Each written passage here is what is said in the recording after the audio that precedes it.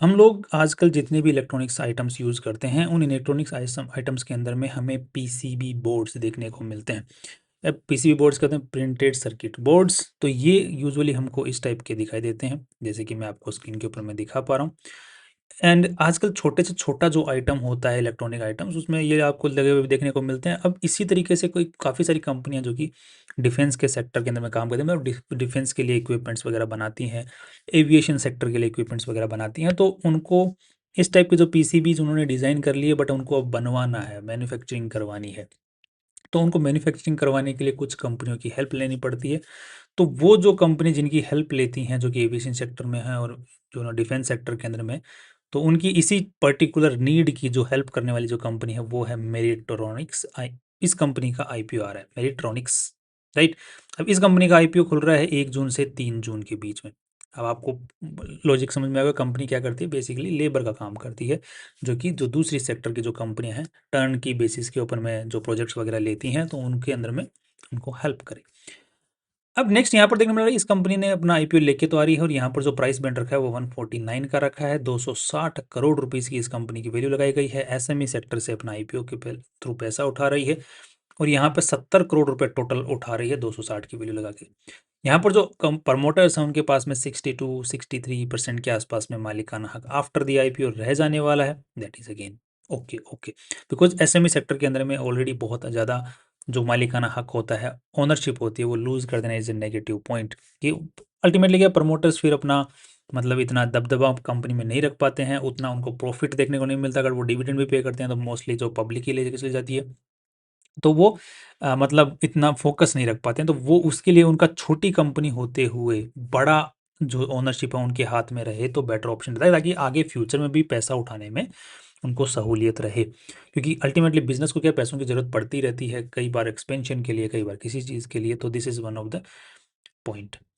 Next, आज के दिन इनके पास में जो वो बोर्ड्स बनाने की अलग अलग टेक्निक्स होती हैं। अब यहाँ पे जैसे एसएमटी टेक्निक है, टीएचटी टेक्निक है, राइट। एंड जो जो बॉक्स है, जो असेंबली है, मतलब अब जो पीसीबी बोर्ड्स वगैरह बना दिए, तो उनको किसी बॉक्स में रखना है, राइट, इंस्टॉल करके देना है, तो वो बॉक्सेस वगैरह इंस्टॉलेशन कैपेसिटी है, वो भी इनके पास में 4,20,000 की है, राइट। अब कंपनी जो पैसे उठा रही है, और जो कंपनी के पास में जाएंगे, वो मोस्टली सारे पैसे कंपनी के पास में ही जा रहे हैं, राइट। यहाँ पर जो प्रमोटर्स हैं, वो तो अपना स्टेक सेल कर नहीं रहे हैं, तो 70 करोड़ रुपए में से कितना पैसा यहाँ पर काम में लेना है, तो ये बोल रहे हैं कि हमें और मशीनरीज और इक्विपमेंट्स वगैरह खरीदने हैं। दैट मीन्स एक्सपेंशन पे ध्यान देना है। That is nice. Working capital requirement, जो ऑलरेडी हमारी जो नीड है, लेबर्स को वगैरह पे करना, सप्लायर्स को पे करना, शॉर्ट टर्म जो लोन ले रखा है वो पे करना, तो उसके लिए हमें पैसों की ज़रूरत है। तो वहाँ पे 22 करोड़ रुपए खर्च होने, 12 करोड़ रुपए से हमारा जो लोन है, लॉन्ग टर्म लोन बेसिकली, वो हमें चुकाना है। तो बेसिक रीजंस हैं, अच्छे रीजंस हैं, फ्यूचर में काम आने वाले हैं। और थोड़ा सा अगर हम लोग नंबर्स पे नज़र डालते हैं इस कंपनी के, तो यहाँ पर जो बैलेंस शीट है, उसकी साइज आज के दिन 154 करोड़ रुपीज़ की हो चुकी है, जो कि पिछले साल 74 करोड़ रुपीज़ की थी, राइट। अब यहाँ पे इंक्रीज इतना अचानक से कैसे आया है, तो यहाँ पर देखने को मिल रहा है कि कंपनी ने प्रॉफिट अच्छा खासा जनरेट किया है एक तो, जो कि 16 करोड़ से सीधा ही 53 करोड़ हो चुका है। अब यहाँ पे क्या हुआ, तो यहाँ पर हमको देखने को मिलेगा कि लगभग एक तो 16 करोड़ का नेट प्रॉफिट यहाँ पर जनरेट हुआ है, सीधा ही। अब यहाँ पे 16 करोड़ सा देखने को मिल रहा है कि 16 करोड़, तो यहाँ पे तो 53 करोड़ करोड़ रुपए हो चुके हैं। दैट मीन्स की कंपनी ने और पैसा भी उठाया है यहाँ पर, क्योंकि प्रमोटर्स के ऊपर हम लोग स्टेक यहाँ पर देखने की कोशिश करते हैं, तो हमें देखने को मिलता है कि प्रमोटर्स के पास में बिफोर द आईपीओ यहाँ पर 85% मालिकाना हक ही है, राइट। नेक्स्ट यहाँ पर देखने को मिला कंपनी ने एक तो पैसा उठाया, दूसरा लोन से भी अच्छा खासा कंपनी ने पैसा उठाया है। 37 करोड़ रुपए लोन से भी उठाया है, जो कि शॉर्ट टर्म लोन है, जिसको वर्किंग कैपिटल लोन कहते हैं हम लोग बेसिकली, राइट। तो अब आईपीओ के पैसों से कंपनी वर्किंग कैपिटल लोन तो भी चुकाएगी, और साथ में थोड़ा बहुत शॉर्ट टर्म लोन भी चुकाने की यहाँ पर कर सकती है, क्योंकि अल्टीमेटली अच्छा खासा पेमेंट जो है वो कंपनी चुका रही है, लोन का पेमेंट भी कर रही है। नेक्स्ट, यहाँ पर कंपनी ने उधारी पे भी माल अच्छा खासा उठाया है, 20 करोड़ रुपए के आसपास में, और लोन पे पैसा उठाया, उधारी पे माल उठाया, और यहाँ पर कंपनी ने और पैसे उठाए हैं इन्वेस्टर्स के थ्रू, और इन प्रॉफिट भी कमाया, जिसकी वजह से एक साल के अंदर में ही कंपनी का जो लगभग ये है 80 करोड़ रुपए से बैलेंस शीट की साइज बढ़ गई। That is okay. मतलब लोन से पैसा, अब ये जो जितना भी पैसा उठाया, सब कुछ जो भी किया, इससे कंपनी ने किया क्या, एक तो थोड़ा बहुत एक्सपेंशन किया है, मशीनरीज वगैरह नई एडिशन किया है, जो कि हमें पिछले साल के मुकाबले देखने को मिल रहा है। नेक्स्ट, यहाँ पर कंपनी ने क्या किया है कि कम इन्वेंट्री अच्छी खासी बढ़ा ली है। 39-40 करोड़ रुपीज़ की इन्वेंट्री थी पिछले साल, इस साल 71 करोड़ रुपीज़ की, 30 करोड़ से तो इन्वेंट्री बढ़ गई। नेक्स्ट यहाँ पे कंपनी का ट्रेड रिसीवेबल्स बढ़ गया 20 करोड़ रुपए से 36 करोड़ रुपए, तो लगभग 16 करोड़ रुपए से ये बढ़ गया। नेक्स्ट यहाँ पर कंपनी के पास में कैश पड़ा हुआ है 25 करोड़ रुपए, और थोड़े बहुत एडवांस वगैरह पे कर रखे हैं सप्लायर्स को भी, राइट। तो ये बेसिक यहाँ पर देखने को मिल रहा है, कंपनी ने अच्छा खासा कैश अपने पास में रखा हुआ है, एंड उधारी अच्छी खासी रह गई है, और रॉ मटेरियल अच्छा खासा पड़ा हुआ है, राइट। अब कंपनी के नंबर्स को देख लेते हैं, तो यहाँ पे देखने को मिल रहा है कि 86 करोड़ थे रेवेन्यू, फिर 114 करोड़, 156 करोड़, तो रेवेन्यू में तो अच्छा खासा इंक्रीज आ रहा है। दैट मीन्स कंपनी के पास में ऑर्डर अच्छे खासे आ रहे हैं, दैट इज नाइस। बट यहाँ पर एक चीज़ आपको देखने को मिलेगी, कंपनी का हर बार जो माल है बना बनाया अच्छा खासा रह जाता है। अब यहाँ पे देखने को आपको वो चीज़ मिल रही होगी, इस साल भी कंपनी का 17 करोड़ का माल बच गया, बिका नहीं, यहाँ पर 6 करोड़ का माल बच गया, यहाँ पर 20 करोड़ रुपए का माल और बच गया। ये हर साल मतलब ऐड ऑन बच रहा है, ऐसा नहीं है कि पिछले साल बच गया इस बार वो वाला माल बचा हुआ निकल गया, नहीं, इतना और बच गया, इतना और ऐड हो गया उसके अंदर में। तो हर साल इनका माल बच जा रहा है, और वो माल जो बच जा रहा है वो नेट प्रॉफिट्स में जाके रिफ्लेक्ट हो जा रहा है। तो एक यहाँ पर थोड़ा सा एक नेगेटिव सेंस देखने को मिल रहा है कि अल्टीमेटली कंपनी आगे चल के कहीं ऐसा तो नहीं है कि माल बचता जा रहा है जो कि ऑब्सोलीट होता जा रहा है, और लास्ट में आने वाले टाइम के अंदर में एक टाइम ऐसा आएगा जब कंपनी बड़ा माल राइट ऑफ करने वाली होगी। तो ऐसा तो नहीं होने वाला है, बिकॉज जिस तरीके से कंपनी की जो इन्वेंट्री बच रही है उस हिसाब से लग तो ऐसा ही रहा है, क्योंकि अल्टीमेटली क्या होता है कि इस साल इन्वेंट्री बच गई तो अगले साल वो कंज्यूम हो जानी चाहिए, या फिर थोड़ा बहुत पॉजिटिव में होना चाहिए वाला जो चेंजेस इन इन्वेंट्री है, यहाँ पर फिर से थोड़ी बहुत बच जाए कोई दिक्कत नहीं है, बट फिर से कंज्यूम हो जाए, बट यहाँ पर हर साल बच रही है, this is a negative sense. Next, फिर एक तो कैश अच्छा खासा अटक गया इन्वेंट्री के अंदर में, दूसरा फिर जो ऊपर से कैश आने वाला होता है जैसे नेट प्रॉफिट, तो यहाँ पर इस साल देखने को मिल रहा है कि 20 से 36 के आसपास का देखने को मिल रहा है।